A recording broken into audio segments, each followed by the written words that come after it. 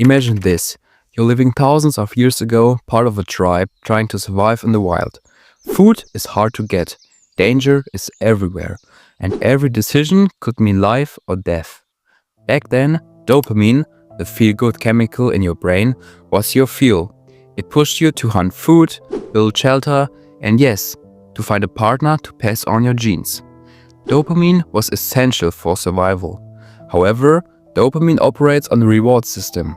Highs come when we experience something pleasurable or achieve a goal, motivating us to repeat the behavior.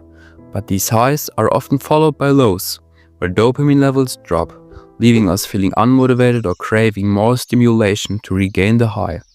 For our ancestors, it was vital, so that they had the motivation to find, for example, more and more food. Things have changed. Our ancestors' world was about surviving, but ours, it's about having fun. Food, entertainment, and instant gratification are everywhere. And dopamine, instead of driving us to survive, is now hijacked by things that bring no real value, like porn and masturbation. Here's the problem. Masturbation floods your brain with dopamine. That might sound great at first, but your brain wasn't built to handle this kind of constant stimulation.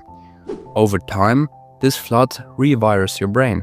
It dulls your motivation, weakens your focus, and even damages your ability to enjoy normal, everyday pleasures. Frequent masturbation, especially with pornography, causes your brain to associate porn with the response of getting hard. This can lead to erection problems during real intimacy with a woman. There's also a big ethical problem. You use women to satisfy your own desires. With your thoughts while fapping, you turn women into objects that only serve to satisfy you. Love means seeing the person as an equal human being. Lust means using a woman only for your own selfish satisfaction. So now that you've heard all the biggest disadvantages, let's talk about the life-changing benefits of quitting. In the first couple of days, you might still feel a little bit guilty and bad. That's normal. But by day 3, you will notice a little improvement. Your self-esteem begins to rise and you start to feel just a little bit more comfortable in your own skin. As the week goes on, your energy builds up. By day 6 or 7, you feel noticeably more alive. And trust me, there's nothing like the sense of accomplishment when you've made it through your first week. Plus, studies show that by day 7, your testosterone levels can spike up by to 45%. That's right, your body becomes stronger, your mind sharper, and yes, you feel more masculine. By day 10, something amazing happens. You start feeling motivated. Whether it's finishing a project, working out, or just tackling everyday tasks. It's like a switch flips, and suddenly, procrastination isn't winning anymore. Around the 2-week mark, confidence becomes your new default setting. You will notice it in social situations. Looking people in the eye feels natural, even with that cute girl you couldn't face before. You're no longer held back by shame or intrusive thoughts. By 20, your mind feels lighter and almost like a fog has lifted. Those images and cravings from before, they're gone. You feel calmer, clearer, and more in control. And after a month, that's when it all comes together. The energy, the confidence, the mental clarity, it all adds up and you feel free. Free from the cycle. Free to focus on what truly matters in life. And free to become the best version of yourself. Now, I'll be honest, if you relapse, the progress disappears overnight. It will be all gone. That's why it's important to stay consistent and keep moving forward. But now let's dive into the strategy that will guarantee your success if you take it seriously. First, you need to change your mindset. Ask yourself, do I really want to continue with this addiction? Using women as an object instead of loving them? Wasting hours scrolling mindlessly? Is that the life you want? Be brutally honest with yourself. The first step is deciding that you truly want to stop. Without this commitment, no strategy ever will work. So here's the key.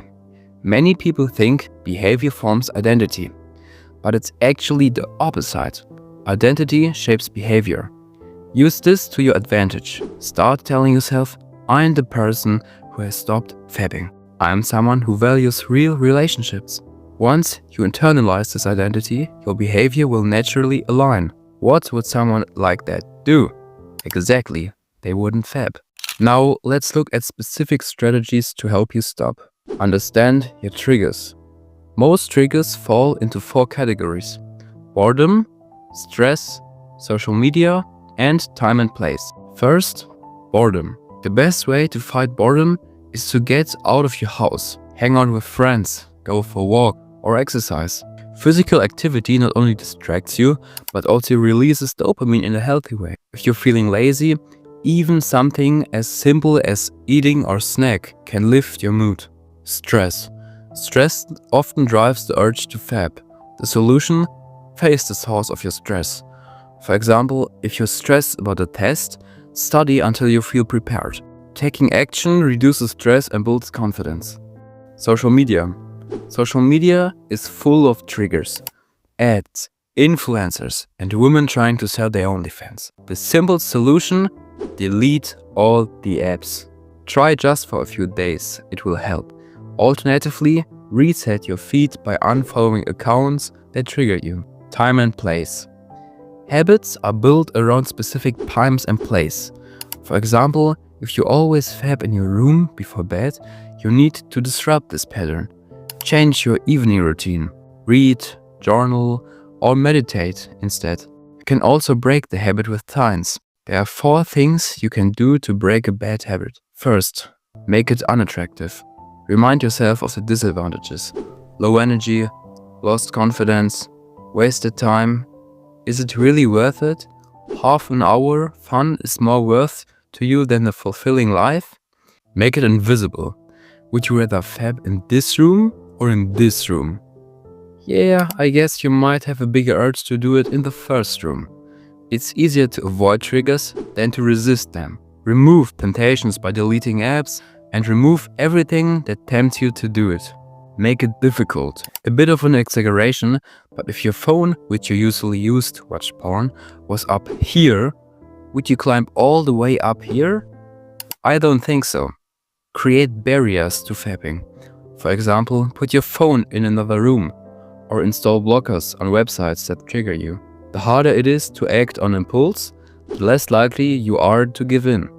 Make it unsatisfying. Accountability helps. Compete with friends or challenges like No Nut November, or talk openly about your goals. If you fail, then they will laugh at you, and you see how useless it was to fab. Tracking apps are another great tool. They show you your whole journey in streaks. You can then celebrate streaks, and if you relapse, you see how your whole streak is gone from 1 second to another, like the benefits you got before. Last thing I want to mention: if you don't change anything, nothing will change. You have to truly want this, because your future depends on it. Bye.